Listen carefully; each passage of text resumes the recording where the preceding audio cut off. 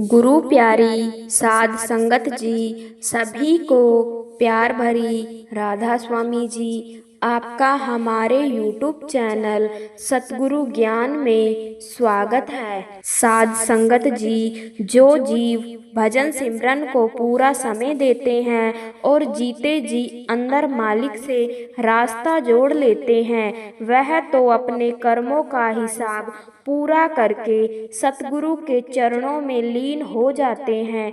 उनको दोबारा जन्म मरण के चक्कर में नहीं आना पड़ता। लेकिन जो लोग भजन सिमरन नहीं करते तो उन्हें मालिक फिर से इस दुनिया में भेज देता है और उनको उनके पिछले जन्मों के कर्मों के आधार पर भेजा जाता है। संगत जी, आज की साखी में हम सुनेंगे कि हमारे पिछले जन्मों के ऐसे कौन से कर्म होते हैं जिसकी वजह से मालिक किसी किसी जीव को इतनी भयंकर गरीबी दे देता है। तो संगत जी, आपके आगे यही विनती है कि साखी को पूरा अंत तक सुने जी। एक बार एक शिष्य ने अपने सतगुरु से पूछा कि सतगुरु जी, मैं इतनी भक्ति भाव वाला इंसान और मैं सेवा भी करता हूँ, लेकिन फिर भी मेरी ऐसी क्या गलती है जो मालिक ने मुझे इतना गरीब बना दिया। इतनी गरीबी है कि कभी कभी तो मुझे और मेरे परिवार को रात का भोजन तक नसीब नहीं हो पाता।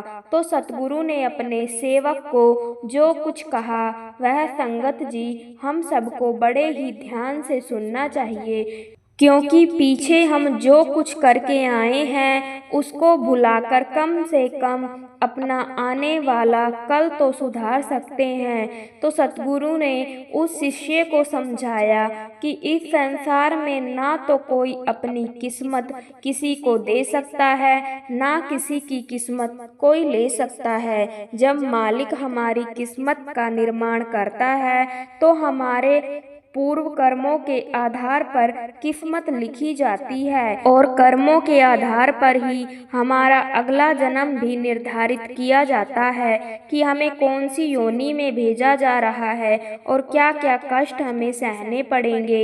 यह सब कुछ हमारे जन्म से पहले ही निर्धारित हो जाता है।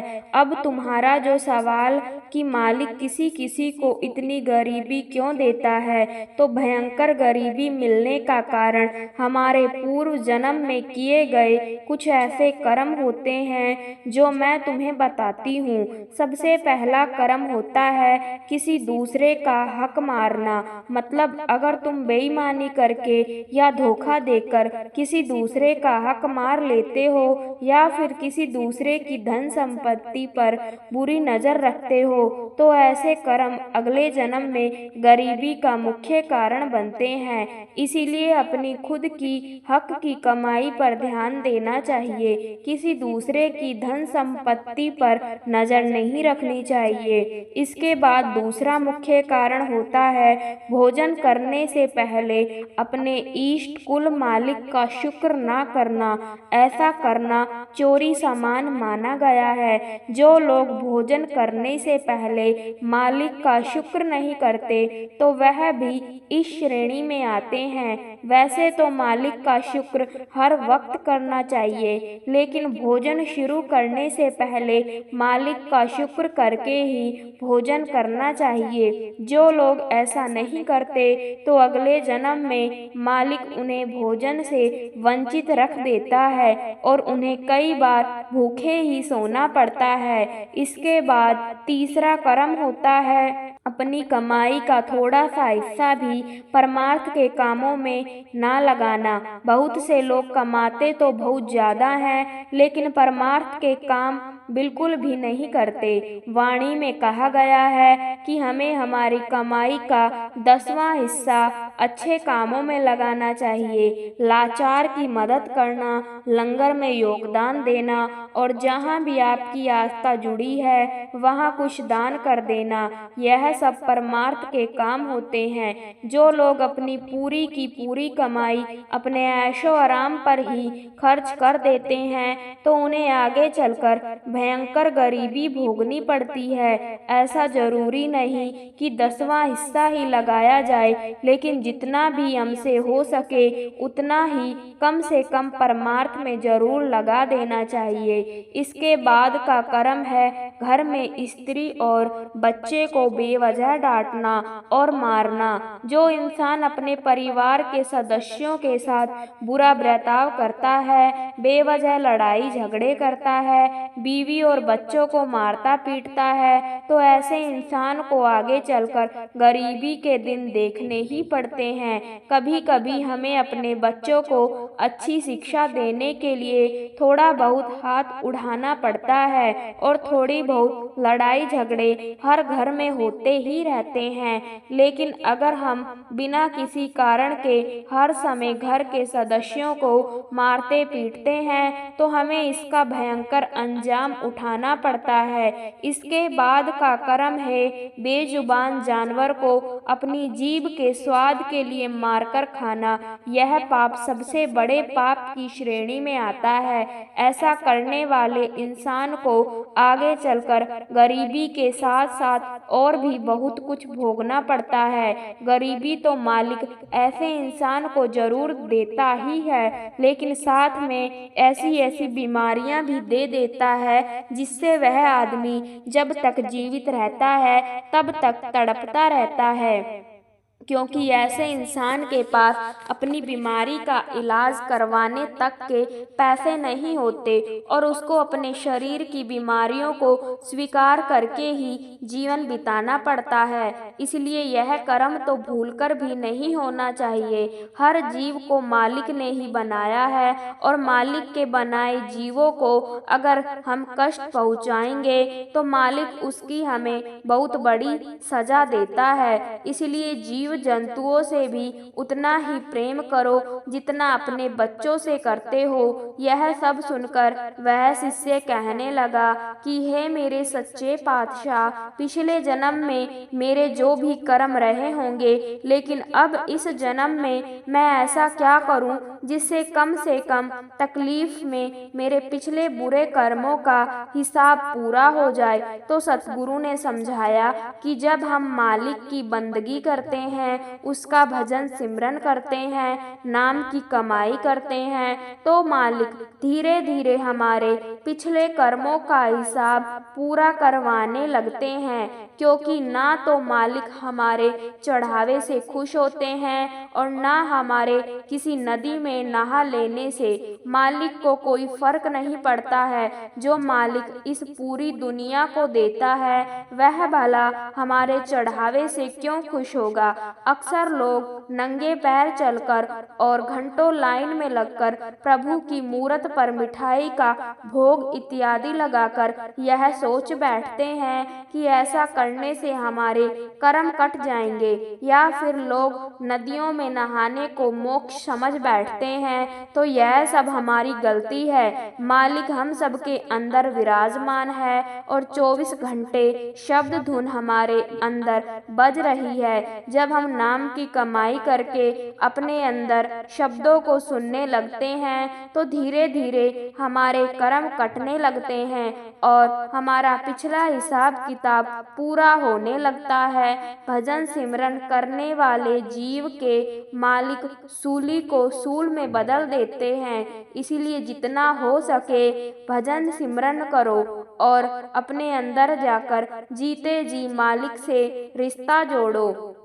तो संगत जी, पीछे हम क्या कुछ कर आए हैं यह तो हमें अब याद नहीं, लेकिन हम भजन सिमरन करके अपने पिछले कर्मों का हिसाब तो पूरा कर ही सकते हैं। क्योंकि जब तक हमारा यहाँ से हिसाब पूरा नहीं हो जाता तब तक हमें बार बार जन्म मरण के चक्कर में आना पड़ेगा। इसलिए हमें गुरु के हुक्म के अनुसार भजन सिमरन जरूर करना चाहिए। काहे ना को सुख दुख कर दाता, निज कृत कर्म भोग सब भ्राता।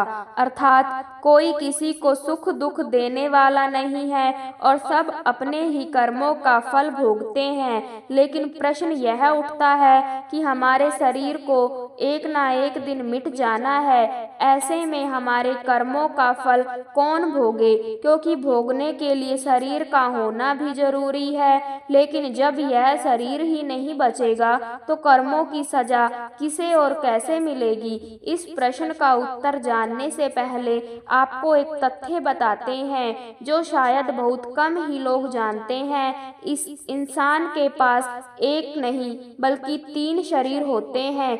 दरअसल आत्मा एक नहीं बल्कि 3 शरीरों से ढकी हुई रहती है। पहला बाहरी शरीर है जिसे हम भौतिक या स्थूल शरीर कहते हैं। दूसरा आवरण होता है सूक्ष्म शरीर और सबसे अंदर का आवरण कारण शरीर होता है। स्थूल शरीर एक तरह का नश्वर शरीर है जो एक जीव जन के समय धारण करता है, जो 5 तत्वों से बना होता है। इसे आप आत्मा का अस्थायी निवास भी कह सकते हैं, जो मृत्यु के साथ ही नष्ट हो जाता है। स्थूल शरीर को घर के समान बताया गया है। इसके जरिए आत्मा बाहरी संसार से संपर्क बनाकर रखती है। सूक्ष्म शरीर, इस प्रकार के शरीर को लिंग शरीर भी कहते हैं, क्योंकि इसी के द्वारा पूर्व जन्म और भविष्य में लेने वाले जन्मों के संकेत मिलते हैं। इस शरीर को आम भाषा में मानव शरीर कहते हैं और स्थूल शरीर के विपरीत इसे ना तो देखा जा सकता है और ना ही छूकर महसूस कर सकते हैं। सूक्ष्म शरीर सूक्ष्म तत्वों से बना होता है और यह भौतिक शरीर से अधिक कार्यशील होता है। जिस प्रकार स्थूल शरीर का अनुभव जागृत अवस्था में होता है, उसी प्रकार सूक्ष्म शरीर का अनुभव हमें स्वप्न अवस्था में होता है। मृत्यु होने पर यह सूक्ष्म शरीर नष्ट नहीं होता, बल्कि यह आत्मा के साथ अगले जन्म में मिलने वाले शरीर में भी जाता है।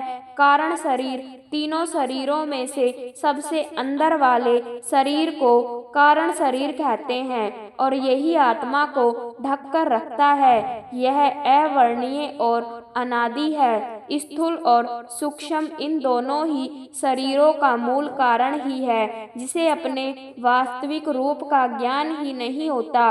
कारण शरीर भी आत्मा के साथ एक के बाद एक स्थूल शरीर में प्रवेश करता है। स्थूल शरीर हमारी मृत्यु के बाद जलकर नष्ट हो जाता है, यानी हमारा जो सूक्ष्म शरीर है जो कभी मरता नहीं, और यही हमारा वह शरीर है जो हमारे द्वारा किए गए कर्मों को भोगता है। सूक्ष्म शरीर ही यमलोक जाता है, जहाँ हमारे कर्मों का लेखा जोखा तैयार होता है। इसके अलावा हमें कर्मों के आधार पर कई तरह की सजाएं भोगनी पड़ती है। लोग अपने जीवन में कर्म करते वक्त ना तो उसे मिलने वाले फल के बारे में अधिक सोचते हैं और ना ही यह कि उन कर्मों का उनके भाग्य पर क्या प्रभाव पड़ता है। वह बस इतना ध्यान देते हैं कि जब वह अच्छा कर्म करते हैं तो उन्हें जल्दी से उसका फल चाहिए, और जब बुरा करते हैं तो उसे भूल जाना चाहते हैं। लेकिन शास्त्रों में जिस तरह कर्म का हमारे जीवन पर प्रभाव की व्याख्या की गई है, प्रत्येक व्यक्ति को उसे पर जरूर विचार करना चाहिए। कर्म कितने प्रकार के होते हैं? आगामी, संचित और प्रारब्ध 3 प्रकार के होते हैं। ज्ञान उत्पत्ति नियंत्रण, ज्ञानी दह कृत्रम, पुण्य पाप रूपम कर्म या तदागामी। विधियर, ज्ञानी के शरीर के द्वारा जो पाप पुण्य रूप कर्म होते हैं वह आगामी कर्म के नाम से जाने जाते हैं। अनंत कोटि जन्मना बीज भूतम सत्ते यत कर्म जात पूर्वार्थतम तिष्ठति तत् संचित ज्ञान अनंत कोटि जन्म में पूर्व में अर्जित किए हुए कर्म जो बीज रूप से स्थित है उसे संचित कर्म जान एवं शरीर उत्पाद लोक एवं सुख दुख ते प्रथम यत कर्त तत् प्राबंध भोगे नष्ट भवती प्राबंध कर्मणा भोग देव अक्षय इथ जो इस शरीर को उत्पन्न करके इस लोक में सुख दुख आदि देने वाले कर्म है जिसका भोग करने से ही नष्ट होते हैं उन्हें प्राबंध कर्म जान। ज्ञानोदय का अर्थ होता है हम की विदाई, मैं की विदाई के बाद जो भी कर्म होता है उन्हें कहा जाता है आगामी कर्म। आगामी कर्मों का कर्म फल कुछ होता नहीं क्योंकि कर्म फल भुगतने के लिए मौजूद कोई होता नहीं।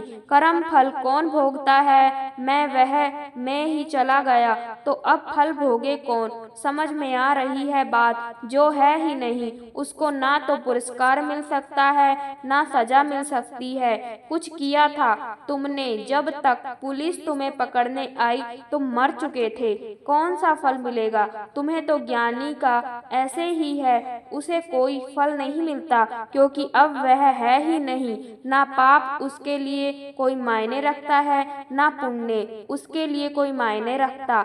मकान खाली, ना उपहार ग्रहण करने के लिए कोई, ना सजा भोगने के लिए कोई। यह आगामी कर्म है। प्राबंध कर्म क्या है कि पैदा हुए हो तो भोगने पड़ेंगे। जब तक ज्ञानोदय नहीं हुआ है, जब तक तुम अपने आप को देह मान रहे हो तब तक तुम समस्या व वशीभूत भी रहोगे। देह संबंधित सुख दुख लगे ही रहेंगे। यह समस्या कर्म है। इनका नाश इनसे गुजर कर ही होता है। इनका क्षय इनके भोग द्वारा ही संभव है। ज्ञानी को यह भी नहीं सताते। ज्ञानी को क्यों नहीं सताते? क्योंकि ज्ञानी तो है ही नहीं। समस्या कर्म भी हमने कहा ज्ञानोदय से पहले ही सताते हैं। संचित कर्म क्या है? शंकराचार्य कहते हैं अनंत कोटि जन्म में पूर्व में अर्जित किए हुए कर्म जो बीज रूप में स्थित है उन्हें संचित कर्म कहते हैं। वह तमाम तरह के संस्कार जो देह में ही अव्यवस्थित हैं, जिनका इस जन्म से कोई संबंध भी नहीं हो, जो तुम्हारी एक एक कोशिका में बैठे हुए हैं, जिन्होंने तुम्हें यह रूप ही दिया है, वह संचित कर्म है। यह देह भी मान लो कि कर्म फल ही है। यूं ही नहीं आ गई यह दो आंखें, ऐसे ही नहीं यह नाक, ऐसे ही नहीं यह सब कर्म। कर्म फल कारण कार्य की एक लंबी प्रक्रिया का फल है। यह हुए चित कर्म। यहाँ भी स्पष्ट है कि संचित कर्म भी तुम्हारे लिए अथवा तभी तक है जब तक तुम में देह भाव है। देह भाव से मुक्ति ली नहीं कि तुम संचित कर्म से भी मुक्त हो जाते हो। आपका पुण्य जन्म, अगला जन्म, आत्मा का कष्ट जन्म की योनि, सब कुछ जुड़ा है। आपके कर्मों से शास्त्रों के अनुसार कर्म करने के 4 माध्यम होते हैं, लेकिन कर्म मुख्य 3 प्रकार के होते हैं। संचित कर्म किसी भी आत्मा के द्वारा हर जन्म में किए गए कर्मों का एक रिकॉर्ड है। यह सच है कि आप अपने संचित कर्म को नहीं बदल सकते। कुछ भी करते वक्त अपने कर्मों पर अवश्य विचार कीजिए। संचित का अर्थ है जमा किया हुआ अथवा इकट्ठा किया हुआ, यानी यह एक आत्मा के उन कर्मों का एक बही खाता है जो उसने अब तक इकट्ठा किए हैं। एक आत्मा कई बार जन्म लेती है और कई सदियों से जन्म लेती आ रही है। हर जन्म में उसने कुछ अच्छे और कुछ बुरे कर्म किए होंगे। वह सारे कर्म इकट्ठा होकर संचित कर्म कहलाते हैं। यानी कि संचित कर्म किसी भी आत्मा के द्वारा हर जन्मों में किए गए कर्मों का एक रिकॉर्ड है। अपने इन कर्मों के बारे में किसी भी मनुष्य को जानकारी नहीं। वह केवल वर्तमान के जन्म के कर्म के प्रति सजग रह सकता है, लेकिन भगवान इन कर्मों को जानते हैं और वह उसके अनुसार आपको फल भी देते हैं। प्राबंध कर्म, प्राबंध यानी भाग्य और प्रारब्ध कर्म यानी कर्म के आधार पर मिला भाग्य। किसी भी मनुष्य का जो संचित कर्म है वह किसी स्टोर रूम में पड़ा धूल नहीं फेंक रहा होता, या कोई भी मनुष्य उससे पीछा नहीं छुड़ा सकता, बल्कि उसी में से थोड़ा सा कर्म निकालकर उसके आधार पर आपके अगले जन्म का भाग्य भी तय होता है। और यह भी आपको अब इस जन्म में क्या भोगना है, संचित कर्म के आधार पर ही यह तय होता है कि आपका इस जन्म का परिवार, जीवन और भाग्य कैसा होगा। अगर आपके संचित कर्म में बुरे कर्म अधिक होंगे तो आपको उसके फल स्वरूप कष्टप्रद जीवन मिलेगा, और अगर अच्छे होंगे तो अच्छा परिवार और अच्छा जीवन मिलेगा। इसीलिए कहते हैं कि जब भाग्य खराब हो तो किस्मत को दोष नहीं दिया जा सकता, बल्कि यह आपके ही बुरे कर्मों का फल होता है, यानी वह कर्म जो आपने पिछले कई जन्मों में किया है उसी से आपका प्रारब्ध भी निर्धारित होता है, और संचित कर्म का थोड़ा सा हिस्सा भुगतना भी पड़ता है।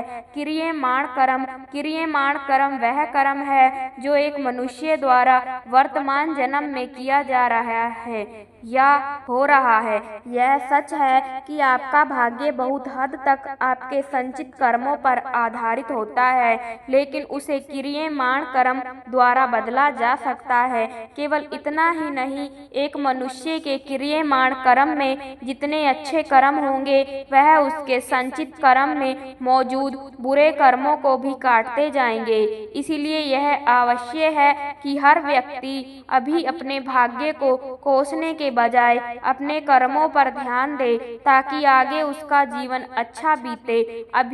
तभी तो भगवान श्री कृष्ण ने कहा है कि कर्म कर, फल की चिंता मत कर। यह सच है कि आप अपने संचित कर्म को नहीं बदल सकते, लेकिन संचित कर्म में अच्छे और बुरे कर्म दोनों शामिल होते हैं, और आपको दोनों बार बार जन्म लेकर तब तक भुगतना होता है जब तक कर्मों का हिसाब शून्य ना हो जाए। जब यह शून्य हो जाता है तभी आत्मा जन्म मृत्यु के चक्र से मुक्ति पाती है, क्योंकि उसके पास अब कोई कर्म नहीं बचता भुगतने के लिए। अगर आपने अभी अपने कर्मों पर ध्यान दिया तो संचित कर्म में मौजूद बुरे कर्म अच्छे कर्मों से घटते जाएंगे, और आपका भावी जन्म न केवल उच्चतर होगा बल्कि आत्मा भी मोक्ष की ओर अग्रसर होती जाएगी। इसलिए कुछ भी करते वक्त अपने कर्मों पर अवश्य विचार कीजिए। हमारे जीवन में हम बहुत से लोग कहते हैं कि यह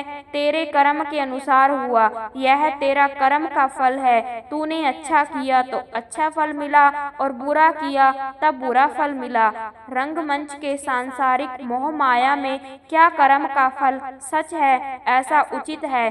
तब हम आज के सांसारिक दृष्टिकोण से देखते हैं कि आज कोई ना कोई किसी न किसी को कहीं न कहीं छल या फरेब कर रहा है। जीवन के सब कर्म ही तो हैं, सच तो हम सब इंसान हैं, क्योंकि हम सभी कहीं न कहीं अपने अच्छे या बुरे नहीं समझ पाते, क्योंकि जीवन एक नदिया की तरह है जिसमें समय एक पानी है और हमारा दिनचर्या एक कर्म है। इस कहानी में कर्म सभी इंसानों का अपना अपना अलग अलग कर्म होता है, और इस कर्म के अनुसार हम मनुष्य जीवन में फल भोगते हैं। सांसारिक जीवन में कर्म फल की हमारा आईना होता है, और हम सब अपने कर्मों के अनुसार धन संपदा, सुख खुशियाँ, शारीरिक परेशानियाँ और जीवन में तरह तरह की कठिनाइयाँ और सुख को भोगते हुए अपने जीवन के अंत समय में पहुँचते हैं, और उसे अंत समय में हमारे कर्म फल का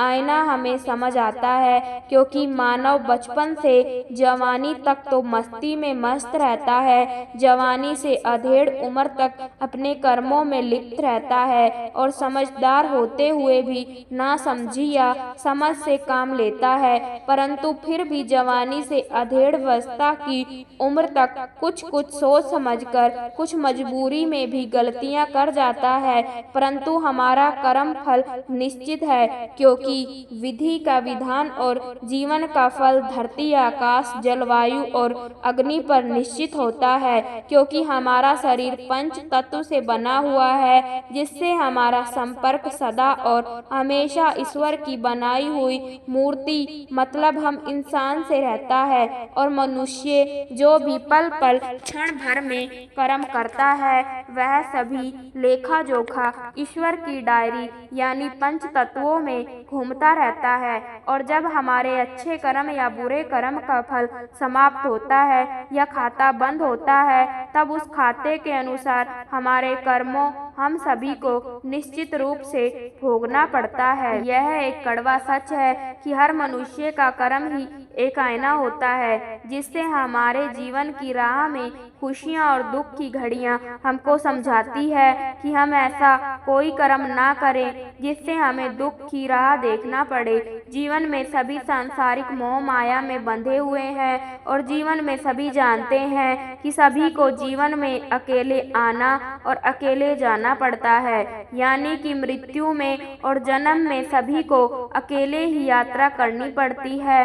हम जीवन में आकर्षण और सांसारिक आनंद में लिप्त कर्मों में यह भूल जाते हैं कि यह शरीर और यह आत्मा हमारी अपनी नहीं है और यह शरीर कुछ भी नहीं है, सब कुछ मन भाव और अंतरात्मा के कर्मों का भाव है। जीवन में कर्म ही एक जीवन का सच है, क्योंकि हमारे जीवन की राह और जीवन में सुख दुख हमारे कर्म फल का आईना है। सच तो आज कलयुग में कुछ भी नहीं है, क्योंकि हम अगर अपने ग्रंथों अपने वेदों को उठाकर देखें तब हम सच को पहचान सकते हैं। हर युग में हर प्राणी ने अपने कर्मों की फलों को भोगना पड़ता है। द्वापर, सतयुग, त्रेता और कलयुग, हम सभी युगों में अपने कर्मों के फलों को भोगते आए हैं और कलयुग में हम तीनों युगों की गाथाएं पढ़ते हैं, जिसमें भगवान की लीलाएं और भगवान के वनवास के साथ साथ महाभारत आदि में दिखाया गया है। भाइयों भाइयों में युद्ध, यह सब प्रभु की लीला और कर्मों का फल है और हम सभी भी कर्मों के फल को देखते हुए जीवन को पूर्ण करते हैं। यही जीवन का अंत या सुखद अंत या जीवन का पूर्ण विराम कहे। बस कहानी कर्म ही जीवन का आईना है। यह कर्म फल ही हमारा सबका आईना होता है। कर्म प्रधान विश्व कर रखा, जो जस कर ही तस ही फल खा। इसके अनुसार पूरा विश्व कर्म के सिद्धांत के अनुसार चलता है, जिसमें जीव के हर कर्म का फल उसे भोगना ही पड़ता है, चाहे करोड़ों वर्ष क्यों ना बीत जाएं। इस सिद्धांत का पालन करते हुए भगवान श्री राम वनवास गए तथा उन्हें बंदरों की सहायता लेनी पड़ी, क्योंकि उन्होंने एक बार नारद जी को बंदर का रूप देखकर उन्हें विवाह से रोका था, जिसके परिणाम स्वरूप नारद ने उन्हें श्राप दिया कि बंदर ही तुम्हारी सहायता करेंगे।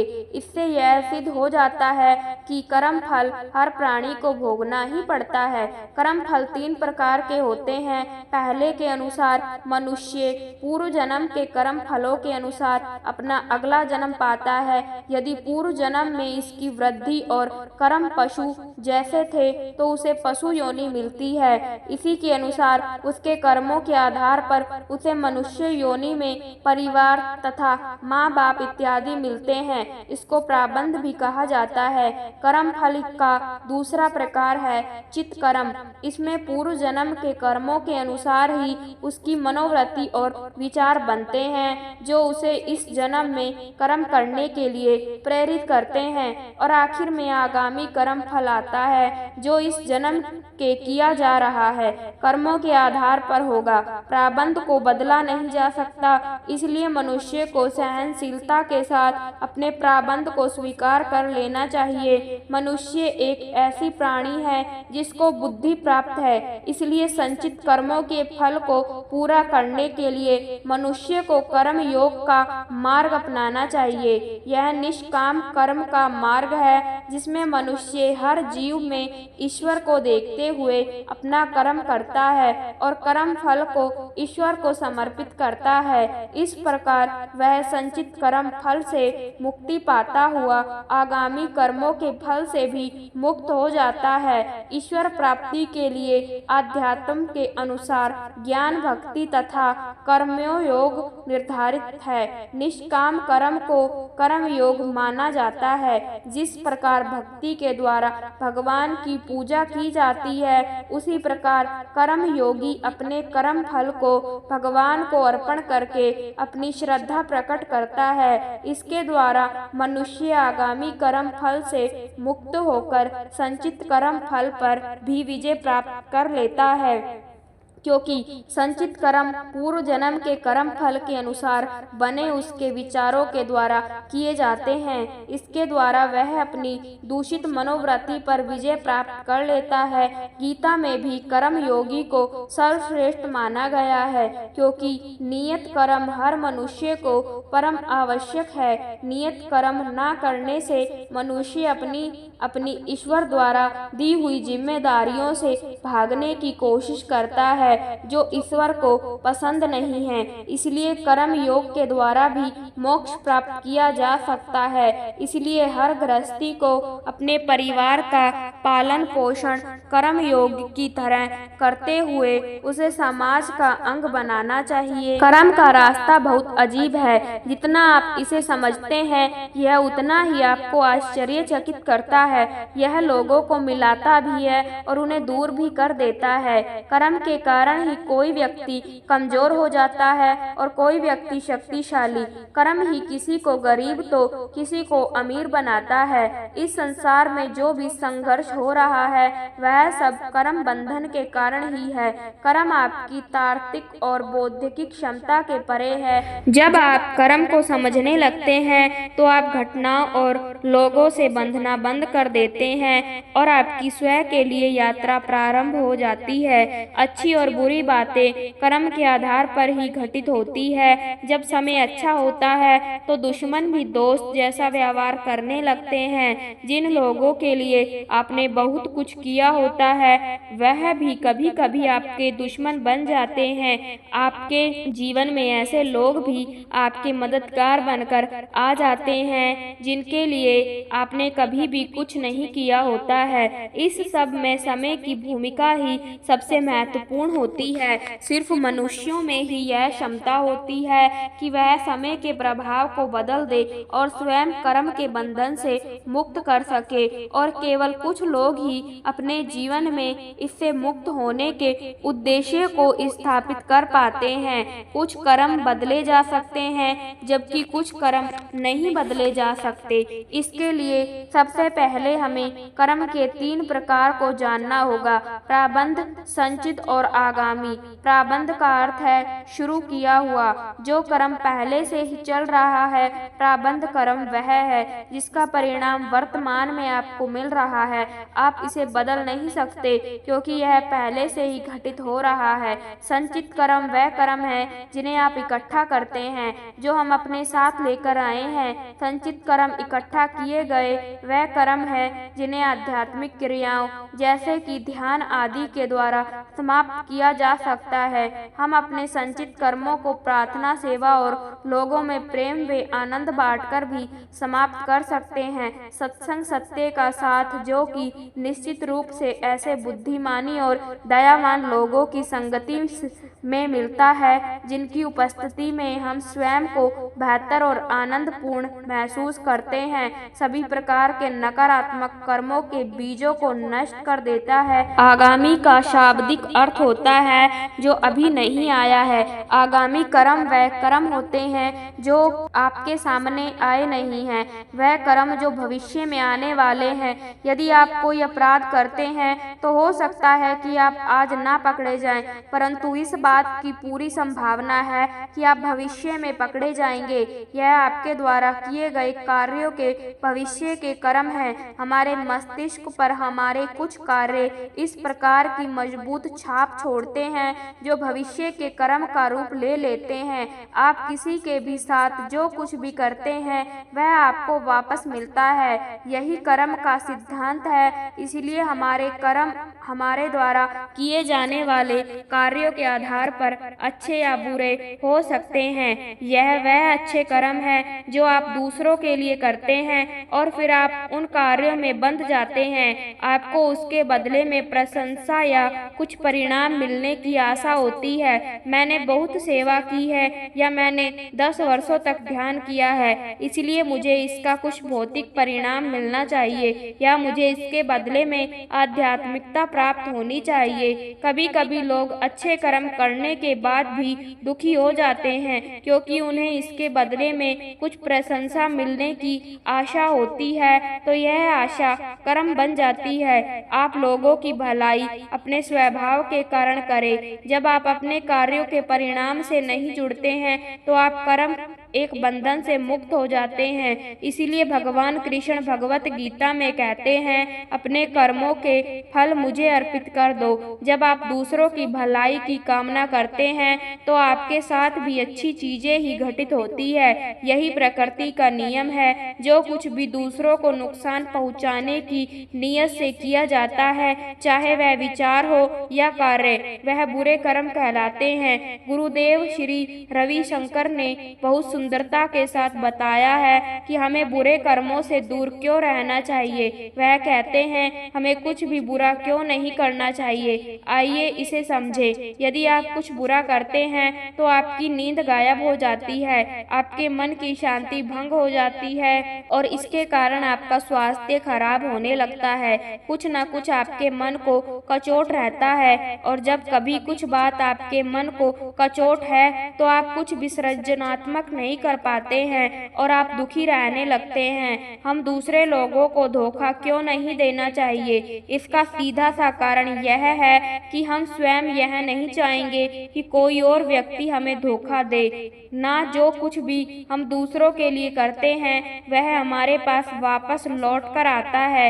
यही कर्म का सिद्धांत है। जब आप किसी की प्रशंसा करते हैं तो आप उनके अच्छे कर्म का प्रभाव ग्रहण करते हैं और जब आप किसी की बुराई करते हैं तो आप उसके बुरे कर्मों का प्रभाव ग्रहण करते हैं।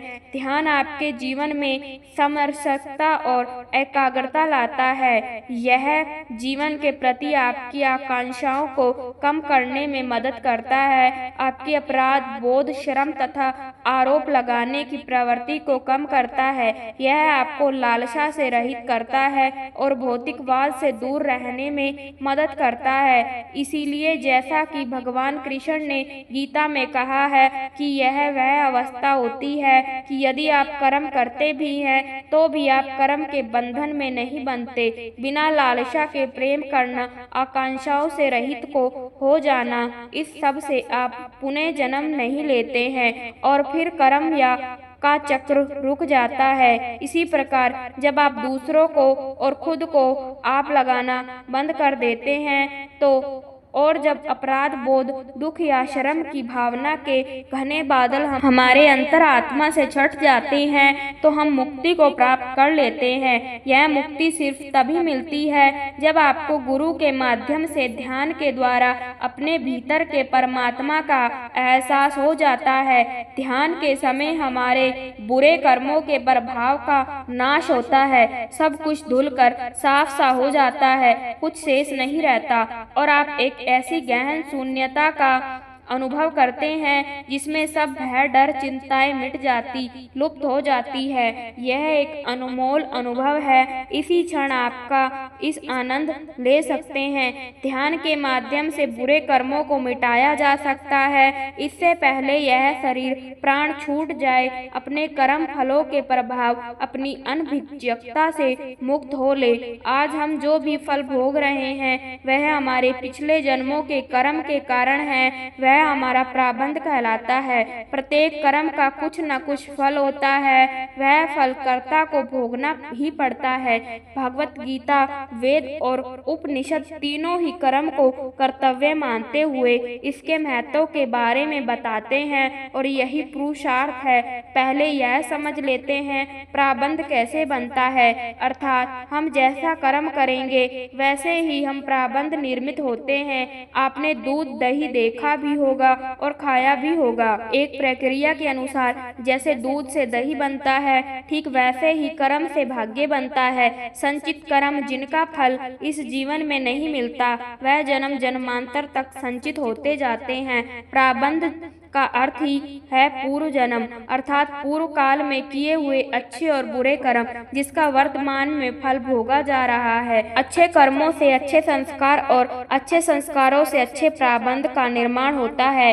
क्रियमाण कर्म से संचित कर्म बनता है। वर्तमान में जो भी अच्छे या बुरे कर्म करते हैं उन्हें क्रियमाण कर्म कहते हैं। प्रत्येक जन्म में किए गए संस्कार एवं उसके फल भाव का संचित कोष तैयार हो जाता है। यह उस जीव की व्यक्तिगत पूंजी है जो अच्छी या बुरी दोनों प्रकार की हो सकती है। यही संचित कोष संचित कर्म कहा जाता है और मनुष्य इसे हर जन्म में नए रूप में अर्जित करता रहता है। इस तरह संचित कर्म का संबंध मानसिक कर्म से भी होता है, जैसे ईर्ष्या, क्रोध, बदला लेने की भावना अथवा क्षमा, दया इत्यादि की भावना मनुष्य में संचित कर्मों के आधार पर ही पाई जाती है। अशुभ चिंतन में अशुभ संचित कर्म व शुभ चिंतन में अशुभ संचित कर्म बनते हैं। जीवन में तीन चीजों का संयोग होता है, आत्मा, मन और शरीर। शरीर और आत्मा के मध्य सेतु है मन। यदि मन किसी प्रकार के संस्कार निर्मित ना करे और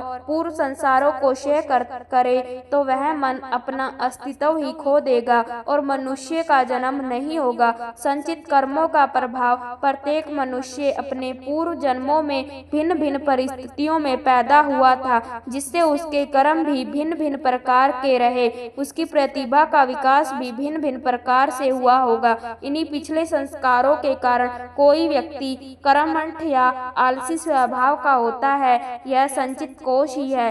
पाप और पुण्य का ढेर होता है। इसी ढेर के अनुसार वासना, इच्छाएं, कामनाएं, ईर्ष्या, द्वेष, क्रोध, क्षमा इत्यादि होते हैं। यह संस्कार बुद्धि को उसी दिशा की ओर प्रेरित करते हैं जैसा कि उसमें संग्रहित हो। संचित का एक भाग इस जीवन के कर्म है। आप सभी संचित कर्म इस जन्म में नहीं भोग सकते, क्योंकि यह बहुत से पूर्व जन्मों का बहुत बड़ा संग्रह है। इसलिए इस जीवन में आप जो कर्म करते हैं प्रारब्ध वह आपके संचित कर्म से घटा दिया जाएगा। इस प्रकार इस जीवन में आप केवल प्रारब्ध भोग जो आपके कुल कर्मों का एक भाग है वह मानसिक कर्म होते हैं, जो स्वेच्छा पूर्वक जानबूझकर तीव्र भावनाओं से प्रेरित होकर किए जाते हैं। प्रारब्ध कर्मों के फल अंश का कुछ हिस्सा इस जन्म के भोग के लिए निश्चित होता है, या इस जन्म में जिन संचित कर्मों का भोग आरंभ हो चुका है वही प्रारब्ध है। इसी प्रारब्ध के अनुसार मनुष्य को अनुकूल या प्रतिकूल परिस्थितियों में जन्म लेना पड़ता है। इसका भोग तीन प्रकार से होता है। अनिच्छा से वह बातें जिन पर मनुष्य का वश नहीं और ना ही विचार किया हो, जैसे भूकंप आदि पर इच्छा से दूसरों के द्वारा दिया गया सुख दुख। स्वेच्छा से इस समय मनुष्य की बुद्धि ही वैसी हो जाया करती है जिससे वह प्रारब्ध के वशीभूत अपने भोग के लिए स्वयं काक बन जाता है। किसी विशेष समय में विशेष प्रकार की बुद्धि हो जाया करती है तथा उसके अनुसार निर्णय लेना प्रारब्ध है। प्रारब्ध में ना हो तो मुंह तक पहुंचकर भी निवाला छीन जाता है। प्रारब्ध उस कर्म का नाम है जिसे जीवात्मा पहले से ही इस जन्म में अनुभव कर रही होती है। प्रारब्ध कर्म जीवात्मा के पूर्व जन्मों में किए गए कर्मों का परिणाम होता है, जो इस जीवात्मा के इस जन्म में अनुभव करने के लिए निश्चित किया गया है। यह प्रारब्ध कर्म जीवात्मा के जन्म, मृत्यु, अनुभव और जीवन की स्थितियों को निर्धारित करता है। इसे कर्म फल भी कहा जाता है। प्रारब्ध कर्म जीवात्मा के पूर्व कर्मों का एक छोटा सा भाग होता है जो उसे इस जन्म में अनुभव करने के लिए संकल्पित होता है। जब यह प्रारब्ध कर्म समाप्त हो जाता है तब जीवात्मा के नए कर्म प्रारंभ होते हैं। तीसरा कर्म क्रियमाण है। कर्म शारीरिक है जिनका फल प्राय के साथ ही मिलता रहता है। नशा पिया कि उन्माद आया, विष खाया कि मृत्यु हुई। शरीर जड़ तत्वों का बना हुआ है। भौतिक तत्व स्थूलता प्रधान होते हैं, उसमें तुरंत ही बदला मिलता है। अग्नि के छूते ही हाथ जल जाता है। नियम के विरुद्ध आहार विहार करने पर रोगों की पीड़ा का, निर्बलता का अविलंब आक्रमण हो जाता है और उसकी शुद्धि भी शीघ्र हो जाती है। क्रियमाण तात्कालिक किए जाने वाले कर्म, जो कर्म हम दिन रात इस जीवन में कर रहे हैं, वह कर्म क्रियमाण कर्म से ही संचित कर्मों का निर्माण होता है। तो यह जोड़ घटाना कैसे चलता है? जो भी कर्म हम पूर्ण चैतन्य से नहीं करते वह क्रिया नहीं प्रतिक्रिया है। जिसके प्रति आप चैतन्य नहीं है वह क्रिया नहीं हो सकती। और जब हम बिना चैतन्य के कर्म करते हैं, जैसा प्राय दैनिक जीवन में होता है, तो हमारे संचित कर्म बढ़ जाते हैं। इसे हम एक योगी उदाहरण में समझते हैं। योगी एक वृक्ष के नीचे ध्यान मगन थे कि तभी एक व्यक्ति आया और उनका बहुत अपमान किया। वह शांत रहे, क्यों कोई प्रतिक्रिया नहीं हुई, ना बाह्य रूप से ना आंतरिक रूप से। उन्हें क्रोध भी नहीं आया।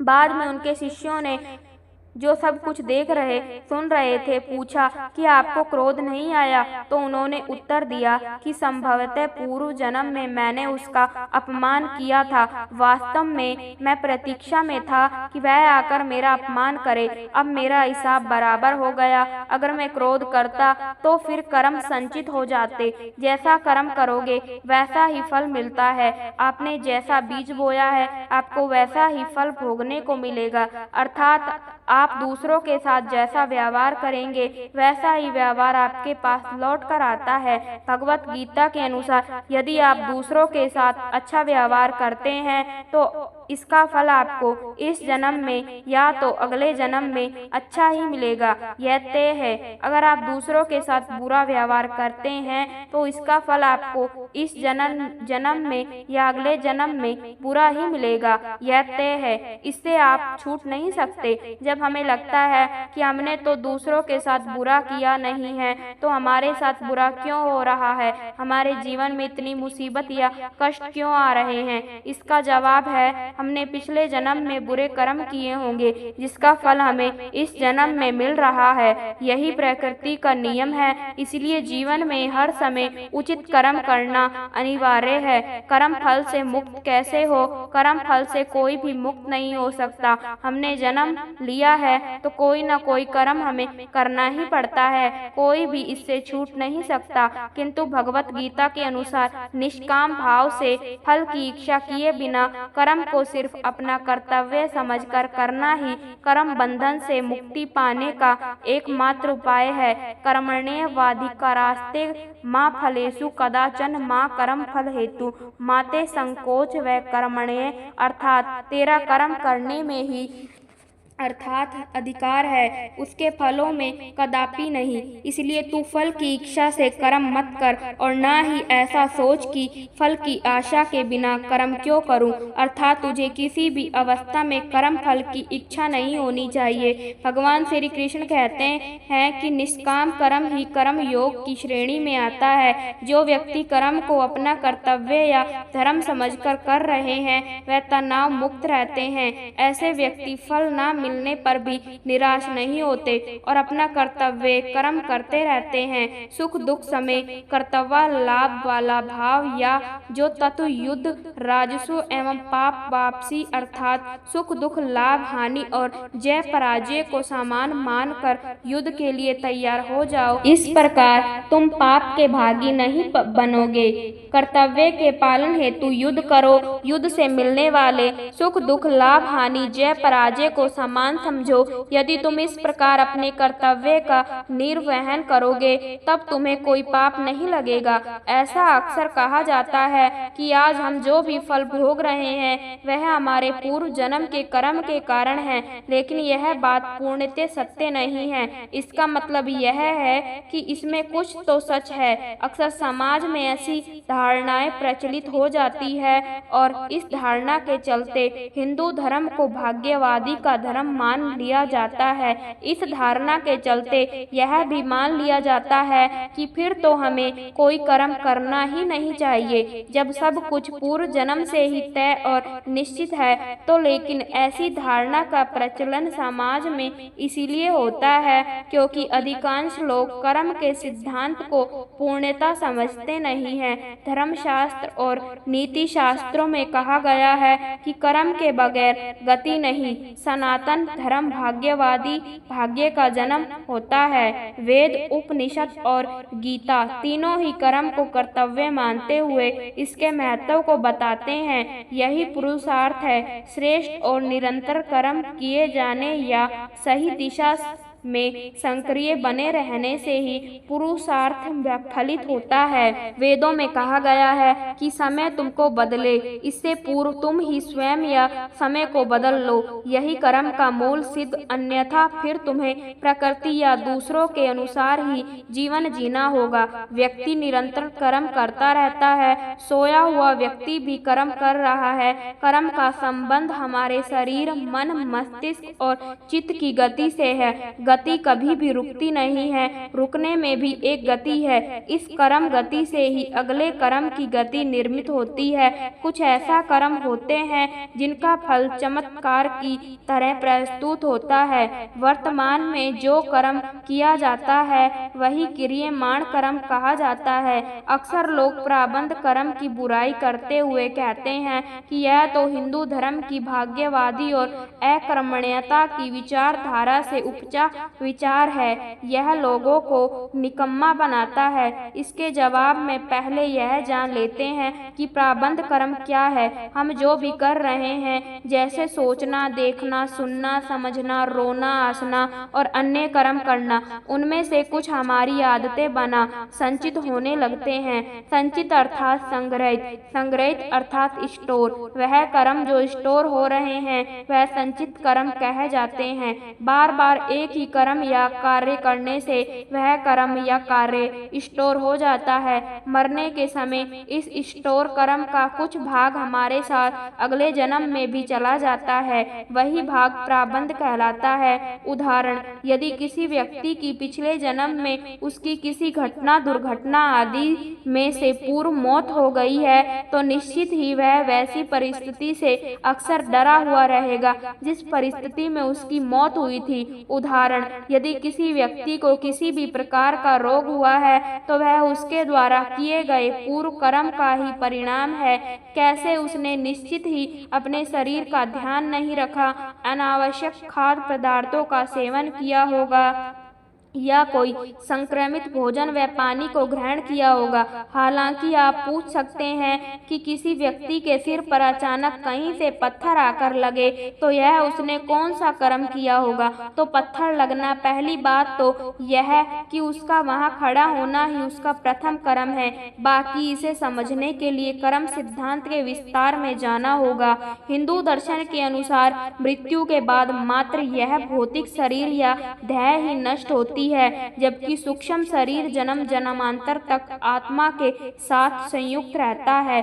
यह सूक्ष्म शरीर ही जन्म जन्मांतर के शुभ अशुभ संस्कारों का वाहक या संग्राहक होता है। हिंदू धर्म पुनः जन्म में विश्वास रखता है। इसका अर्थ है कि आत्मा जन्म एवं मृत्यु के निरंतर पुनरावर्तन की शिक्षा मित्र का यह चक्र तब तक चलता रहता है जब तक कि आत्मा मोक्ष प्राप्त नहीं कर लेती। मोक्ष प्राप्ति का रास्ता कठिन है। वह और उपनिषद कहते हैं कि शरीर छोड़ने के बाद भी तुम्हारे वह सारे कर्मों के कर्म जारी रहेंगे जो तुम यहाँ रहते हुए करते रहे हो, और जब अगला अगला शरीर मिलेगा।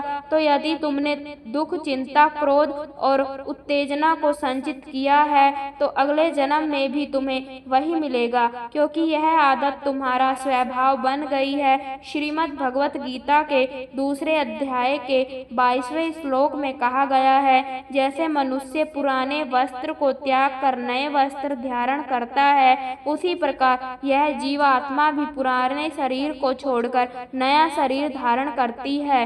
चौथे अध्याय के 5वें श्लोक में कहा गया है, अर्जुन, मेरे और तुम्हारे अनेक जन्म बीत गए हैं, बस फर्क यह है कि मैं उन सबको जानता हूँ, परंतु हे परम तप, तू उसे नहीं जानता। जन्म चक्र पुराने के अनुसार व्यक्ति की आत्मा प्रारब्ध में अधोगति होकर पेड़ पौधे, कीट पतंगे, पशु पक्षी योनियों में विचरण कर ऊपर उठाती जाती है और अंत में वह मनुष्य वर्ग में प्रवेश करती है।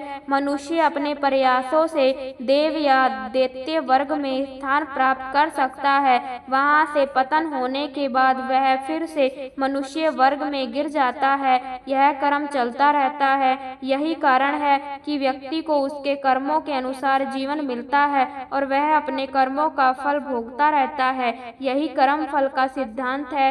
प्रारब्ध का अर्थ ही है कि पूर्व जन्म अथवा पूर्व काल में किए हुए अच्छे और बुरे कर्म जिसका वर्तमान में फल भोगा जा रहा हो। विशेषतया इसके मुख्य दो भेद हैं कि संचित प्रारब्ध जो पूर्व जन्मों के कर्मों के फल स्वरूप होता है और क्रियमाण प्रारब्ध जो इस जन्म में किए हुए कर्मों के फल स्वरूप होता है। इसके अलावा अनिच्छा प्रारब्ध, परीक्षा प्रारब्ध और स्वेच्छा प्रारब्ध नाम के 3 गौण भेद भी हैं। प्रारब्ध कर्मों के परिणाम को ही कुछ लोग भाग्य और किस्मत का नाम दे देते हैं।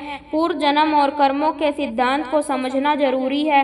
संस्कार क्या होते हैं? संस्कार अर्थात हमने जो भी अच्छे और बुरे कर्म किए हैं वह सभी और हमारी आदतें, यह संस्कार मनुष्य के पूर्व जन्मों से ही नहीं आते, अपितु माता पिता के संस्कार रज के माध्यम से उसमें सूक्ष्म शरीर में प्रविष्ट होते हैं, जिससे मनुष्य का व्यक्तित्व इन दोनों से ही प्रभावित हो जाता है। बालक के गर्भ धारण की परिस्थितियां भी इन पर प्रभाव डालती है। यह कर्म संस्कार ही प्रत्येक जन्म में संग्रहित होते चले जाते हैं, जिससे कर्मों अच्छे बुरे दोनों का एक विशाल भंडार बनता जाता है। इसे संचित कर्म कहते हैं। इन संचित कर्मों का कुछ भाग एक जीवन में भोगने के लिए उपस्थित रहता है और यही जीवन प्रेरणा का कार्य करता है। अच्छे बुरे संस्कार होने के कारण मनुष्य अपने जीवन में प्रेरणा का कार्य करता है। अच्छे बुरे संस्कार होने के कारण मनुष्य अपने जीवन में अच्छे बुरे कर्म करता है। फिर इन कर्मों से अच्छे बुरे नए संस्कार बनते रहते हैं तथा इन संस्कारों की एक अंतहीन श्रृंखला बनती चली जाती है, जिससे मनुष्य के व्यक्तित्व का निर्माण होता है। दरअसल इन संचित कर्मों में से एक छोटा हिस्सा हमें नए जन्म में भोगने के लिए मिल जाता है। इसे प्रारब्ध कहते हैं। यह प्रारब्ध कर्म ही नए होने जन्म की योनि व उसमें मिलने वाले भोग को निर्धारित करते हैं। फिर इस जन्म में किए गए कर्म जिनको क्रियमाण कहा जाता है वह भी संचित संस्कारों में जाकर जमा होते रहते हैं। जिस तरह से चोर को मदद करने के जुर्म में साथी को भी सजा दी जाती है, ठीक उसी तरह काम्य कर्म और संचित कर्म में हमें अपनों के किए हुए कार्य का भी फल भोगना पड़ता है। और इसलिए कहा जाता है कि अच्छे लोगों का साथ करो ताकि कर्म की किताब आप साफ रहे। जिस बालक को बचपन से ही अच्छे संस्कार मिले हैं उसका कर्म भी अच्छा ही होगा और फिर उसके संचित कर्म भी अच्छे ही होंगे। अलग जन्म में उसे अच्छा प्रारब्ध ही मिलेगा। साध संगत जी, ऐसी ही रूहानी सत्संग साखियाँ सुनने के लिए चैनल को सब्सक्राइब जरूर करें जी और कमेंट में राधा स्वामी जरूर लिखें जी। राधा स्वामी जी।